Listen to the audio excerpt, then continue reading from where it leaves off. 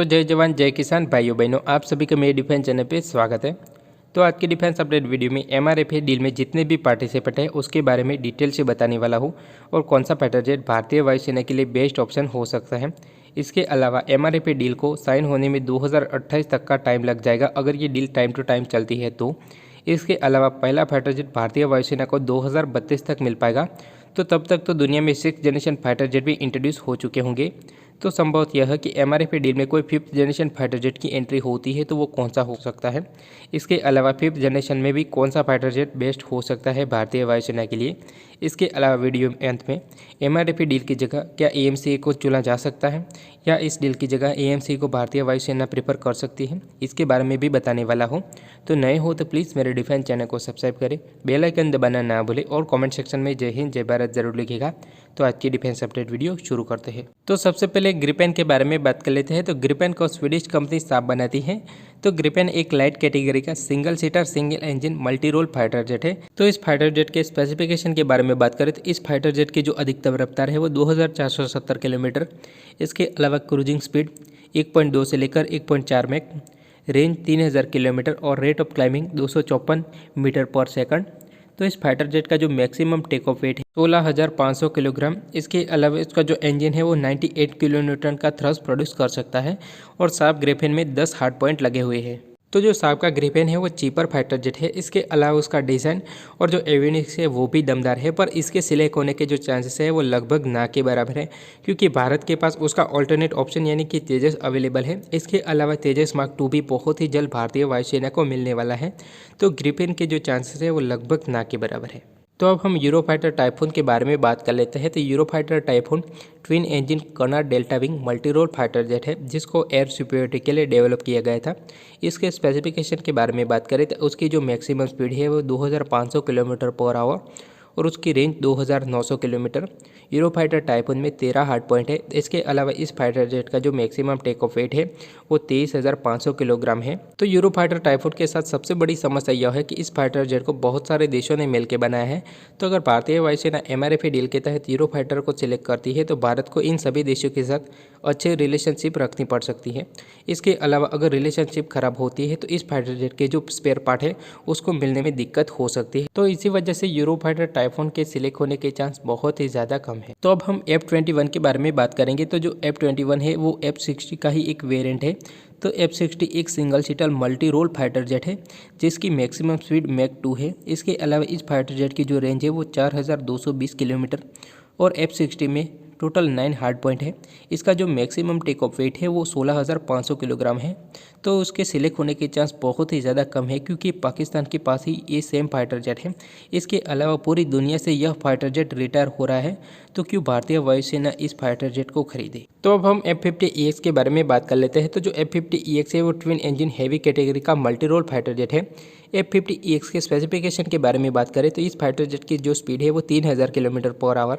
इसके अलावा range 5000 kilometre और उसमें टोटल 11 हार्ड पॉइंट है और उसका जो मैक्सिमम टेक ऑफ वेट है वो 37,500 किलोग्राम है। जो F-15 फाइटर जेट है वो बहुत ही दमदार फाइटर जेट है। इसके अलावा इसका नाम पे एक वर्ल्ड रिकॉर्ड है 104:0 का किल रेशियो भी है, पर ये पुराना फाइटर जेट है और इस फाइटर जेट का RCS यानी कि रडार क्रॉस सेक्शन बहुत ही ज़्यादा है, जिसकी वजह से मॉडर्न जमाने के एयर डिफेंस सिस्टम इसको बड़ी ही आसानी से पकड़ सकते हैं और अपनी सरफेस टू एयर मिसाइल से मार गिरा सकते हैं। तो इस कैटेगरी में अभी फिलहाल भारत के पास सुखोई 30 MKI की फाइटर जेट भी अवेलेबल है, तो इसके चांस भी बहुत ही ज़्यादा कम है एमआरएफए में सिलेक्ट होने के। तो अब हम FA-80 सुपर हॉर्नेट के बारे में बात कर लेते हैं। तो जो FA-80 Super Hornet twin engine supersonic carrier capable multi role combat fighter jet है जिसकी मैक्सिमम स्पीड 1900 किलोमीटर। इसके अलावा इसकी जो रेंज है वो 3300 किलोमीटर और maximum take off weight 25,000 kilogram है। तो जो FA-80 सुपर हॉर्नेट है वो भारतीय वायुसेना की जगह भारतीय नौसेना के लिए बेस्ट ऑप्शन साबित हो सकता है। फाइटर जेट MiG-35 के बारे में बात कर लेते हैं। तो अभी फिलहाल भारतीय वायुसेना का बिल्कुल मूड नहीं है कि वो रशियन फाइटर जेट की ओर जाए। इसके अलावा भारतीय वायुसेना के पास अभी फिलहाल MiG-29 अवेलेबल है, जिसकी अपग्रेडेशन के बाद जो MiG-29 है उसकी जो कैपेबिलिटी है वो MiG-35 के समांतर होने वाली है। तो बहुत ही ज़्यादा कम चांस है कि भारतीय वायुसेना MiG-35 को एमआरएफए के तहत सिलेक्ट कर सकती है। तो अब हम रफाल फाइटर जेट के बारे में बात कर लेते हैं। तो जो रफाल फाइटर जेट है एक twin engine canard delta wing multi role fighter jet है जिसकी maximum speed 1900 kilometre per hour. इसके अलावा इस फाइटर जेट की रेंज 3700 किलोमीटर। इसमें टोटल 14 हार्ड पॉइंट है। इस फाइटर जेट का जो मैक्सिमम टेक ऑफ वेट है वो 25,000 किलोग्राम के आसपास है। तो अभी फिलहाल MRFA डील में भारतीय वायुसेना का पसंदीदा फाइटर जेट है रफाल। और अगर 5th जनरेशन फाइटर जेट की एंट्री MRFA डील में नहीं होती है तो MRFA डील का विजेता रफाल फाइटर जेट हो सकता है। तो हमने वीडियो की शुरुआत में ही बता दिया था कि MRFA डील को साइन होने में 2028 तक का टाइम लग सकता है। तो इसी वजह से भारतीय वायुसेना के द्वारा MRFA डील के ESQR में 5th जनरेशन और 6th जनरेशन की टेक्नोलॉजी की रिक्वायरमेंट भी रखी गई है। तो संभवत यह है कि MRFA डील में 5th जनरेशन फाइटर जेट की भी एंट्री हो सकती है। तो अभी फिलहाल पूरी दुनिया में फुल्ली ऑपरेशनल 5th जनरेशन सिर्फ अमेरिका और रशिया के पास ही है। तो अमेरिका के पास F-22 और F-35 जैसे घातक फाइटर जेट है। इसके अलावा रशिया के पास Su-57 फाइटर जेट है। तो अमेरिका अपना F-22 बेचने से रहा। इसके अलावा चांस यह है कि भारत को अमेरिका F-35 का ऑफर दे सके। और इसके अलावा Bharat Russian fighter jet Su-57 को तो परचेस करने वाला नहीं है, क्योंकि भारत ने पहले से ही अपने आप को FGAP प्रोजेक्ट से बाहर कर लिया है, क्योंकि रशिया के द्वारा बार बार फंडिंग, इसके अलावा उसके स्टेल्थ फीचर से भारत संतुष्ट नहीं था। और इसके अलावा रशिया अपना Su-75 चेकमेट भारत को ऑफर करता है। जिस हिसाब से उन्होंने प्राइस और स्पेसिफिकेशन बताए थे तो भारत उसको खरीदने के बारे में सोच सकता है। तो अगर मान लो कि MRFA डील में F-35 और Su-75 चेकमेट दोनों की एंट्री होती है तो भारतीय वायुसेना के लिए इन दोनों में से कौन सा ऑप्शन बेस्ट रह सकता है। तो सबसे पहले F-35 के बारे में बात कर लेते हैं। तो स्पेसिफिकेशन और टेक्नोलॉजी के हिसाब से F-35 one of the best fighter jet साबित हो सकता है भारतीय वायुसेना के लिए। पर F-35 के साथ प्रॉब्लम भी बहुत सारे हैं। तो कई सारे टेक्निकल ग्लिच देखने को मिले हैं F-35 में। इसके अलावा सुपरसोनिक स्पीड पे F-35 का जो स्टेल्थी पेंट है वो भी उखड़ने लगता है। इसके अलावा F-35 की जो प्राइस है वो भी बहुत ज़्यादा है। इसके अलावा जो मेंटेनेंस कॉस्ट भी ज़्यादा है। तो अब हम Su-75 चेकमेट के बारे में बात कर लेते हैं। तो ये सिंगल सीटर लाइट कैटेगरी का 5th जनरेशन फाइटर जेट होने वाला है। तो जो ये फाइटर जेट है वो ज्यूक रडार, इसके अलावा इस्डेलिया 30 इंजन के साथ आने वाला है। तो रशिया के द्वारा उसकी प्राइस बहुत ही ज़्यादा कम बताई जा रही है। तो 25 से लेकर 30 मिलियन इसकी प्राइस बताई जा रही है पर यूनिट। तो इस प्राइस और स्पेसिफिकेशन के साथ अगर Su-75 चेकमेट आता है तो डेफिनेटली भारतीय वायुसेना इस बारे में सोच सकती है। तो इस फाइटर जेट के साथ सबसे बड़ी प्रॉब्लम यह है कि ये फाइटर जेट अभी फिलहाल बनके तैयार नहीं हुआ है। तो आने वाले 3 से लेकर 5 सालों में ये फाइटर जेट बनके तैयार हो जाएगा। तो अब हम वीडियो के आखिरी टॉपिक के बारे में बात कर लेते हैं कि क्या भारतीय वायुसेना MRFA की जगह EMCA Mark 1 को ज़्यादा नंबर में इंडक्ट कर सकती है। तो जो MRFA डील है वो 2028 तक साइन होगी और तब तक भारतीय वायुसेना में EMCA भी इंडक्ट हो चुका होगा।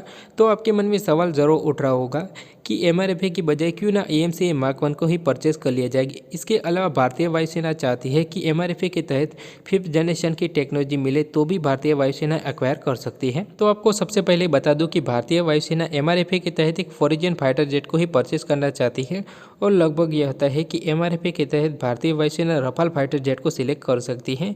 पर रफाल को भारत में बनाने के बाद उसकी जो प्राइस है वो लगभग EMCA के प्राइस के बराबर हो सकती है। तो कई लोगों के मन में सवाल तो जरूर उठ रहा होगा कि रफाल और EMCA की प्राइस लगभग सेम रहने वाली है, तो क्यों ना 4.5 की जगह 5th जनरेशन फाइटर जेट की टेक्नोलॉजी को ही एक्वायर किया जाए और भारत के पैसे भारत में ही रहेंगे। पर 5th जनरेशन टेक्नोलॉजी को मेंटेन करने में बहुत ही ज़्यादा खर्चा आता है और भारतीय वायुसेना के लिए MRFA की जगह अगर EMCA Mark 1 को खरीदते हैं वो भी बेस्ट ऑप्शन साबित हो सकता है। तो इसके बारे में आपका क्या कहना है, आपकी राय कमेंट सेक्शन में जरूर दें। तो अगर आपको मेरा इन्फॉर्मेटिव वीडियो अच्छा लगे तो please subscribe my channel. Thank you for watching.